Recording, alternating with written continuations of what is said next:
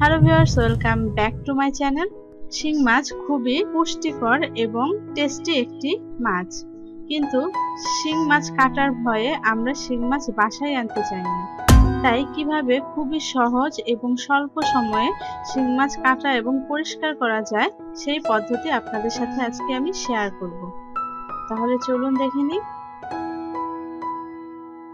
এখানে আমি 1 কেজি পরিমাণ শিং মাছ নিয়েছি। প্রথমে শিং মাছগুলোকে একটু নিস্তেজ করে নিতে হবে কাটার সুবিধার জন্য। এজন্য আমি 2 চামচ লবণ দিয়ে দিচ্ছি। এবার আরেকটি বল দিয়ে ঢেকে ভালো করে ঝাঁকিয়ে ঝাঁকিয়ে লবণগুলোকে মিক্সড করে নিব মাছের সাথে।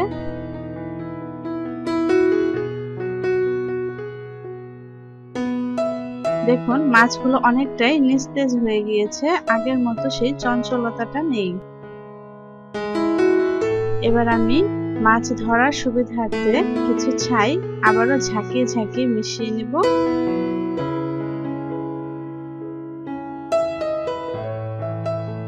এবার আমি একটা মাছ নিয়ে নিয়েছি।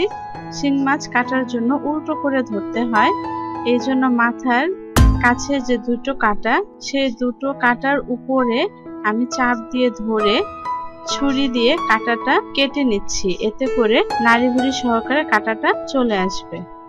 একই প্রসেসে আমি আরেকটি মাছ কেটে দেখাচ্ছি। দেখুন এভাবে মাথার মুখের কাছে হাত দিয়ে চেপে ধরে দুটো কাটা অংশটা ছুরির সাহায্যে টান দিয়ে কেটে ফেলতে হবে।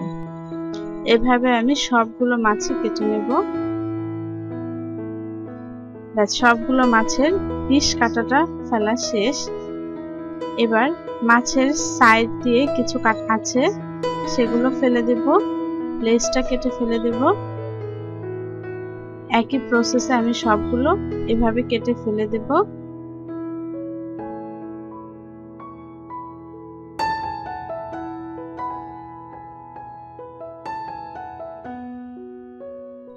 সবগুলো মাছ কাটা শেষ, কিন্তু কাটা শেষ পর্যন্তই নয়, এবার মাছের শরীরে যে কালো অংশটা সেটা খুব ভালো করে পরিষ্কার করতে হবে। তাই এখানে আমি একটি স্টিলের মাজনি দিয়ে ভালো করে ঘষে ঘষে কালো অংশটা পরিষ্কার করে নিব। দেখুন আমি এভাবে পরিষ্কার করে নিচ্ছি।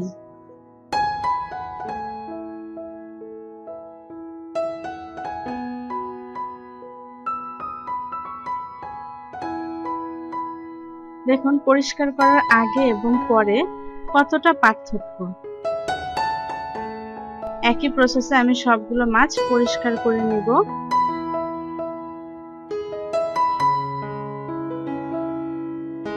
ব্যাস সবগুলো মাছ পরিষ্কার করা হয়ে গিয়েছে।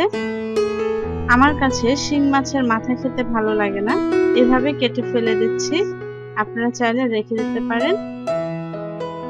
এবার মাছগুলোকে ভালো করে পানি দিয়ে ধুয়ে পরিষ্কার করতে হবে। এজন্য আমি 1 টেবিল চামচ লবণ দিয়ে ঢাকনা দিয়ে ঢেকে ঝাঁকিয়ে ঝাঁকিয়ে লবণটা মিশিয়ে নিচ্ছি।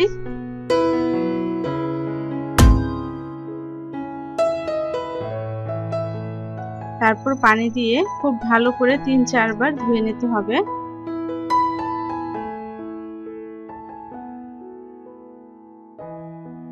এমন লাল পানি বের হয়েছে।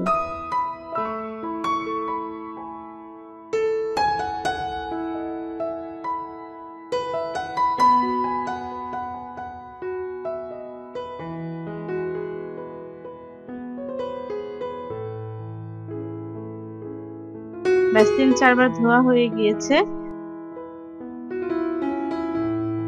দেখুন এখন পানিটা সাদা হয়ে এসেছে, তার মানে বুঝতে হবে মাছগুলো ধোয়া হয়ে গিয়েছে। এবার আমি পানিটা ঝরিয়ে নিচ্ছি। কিছু মাছ রান্না করব এবং কিছু মাছ ফ্রিজে রেখে দেব।